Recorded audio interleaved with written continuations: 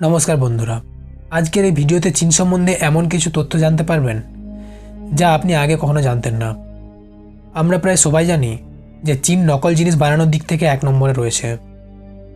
আমরা অধিকাংশ লোকই চীনের তৈরি করা জিনিস ব্যবহার করি। প্রতিদিনের জীবনে অনেক জিনিসই চীনের তৈরি, কিন্তু আমরা কি ভুল করছি তা কেউই জানি না। চায়নার যেসব খেলনা আমরা বাচ্চাদের কিনে দিই তা কতটা খারাপ জিনিস দিয়ে তৈরি হতে পারে তা চিন্তা করতে পারবেন না। চীন আপনার কম বাজেটের মধ্যে যে কোনো ইলেকট্রিক জিনিস তৈরি করে দিতে পারে, যা আপনার হাতে আসা পর্যন্ত ঠিক থাকবে। চীনে নকল মাছ মাংস তৈরি করা হয়ে থাকে। এখানে 4 পাওয়াওয়ালা চেয়ার টেবিল বাদ দিয়ে সব কিছুকেই খেয়ে ফেলা হয়। এখানে প্রস্রাবের মধ্যে ডিম সেদ্ধ করে খাওয়া হয়। এর জন্য লোকে স্কুলের থেকে ইউরিন সংগ্রহ করে থাকে। তারা মনে করে যে এই ডিম খেলে কোমর ব্যথা, পা ব্যথা, জয়েন্টের ব্যথা কমে যায় এবং সারাদিন এনার্জেটিক থাকা যায়। এছাড়াও কুমির, কুকুর, তেলাপোকা, ইঁদুর সব কিছুকে খাওয়া হয়।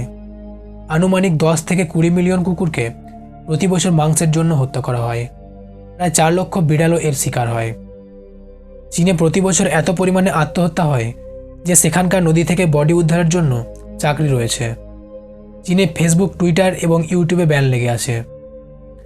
2010 সালে চীনের সাংহাই শহরে 100 কিলোমিটারের জ্যাম লেগেছিল, আর এটি 12 দিন পর্যন্ত স্থায়ী ছিল। চীনে প্রতি সেকেন্ডে একটি প্রতিবন্ধী বাচ্চার জন্ম হয়। এর কারণ হলো এখানকার পলিউশন। বেজিংয়ে একদিন নিঃশ্বাস নেওয়া মানে 21টি সিগারেট খাওয়ার সমান।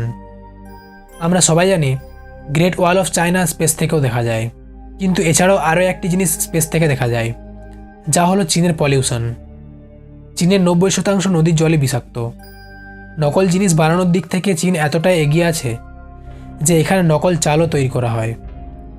এই চাল সাধারণ চালের মতোই দেখতে হয়, যা খেয়ে অনেক মানুষই অসুস্থ হয়েছে।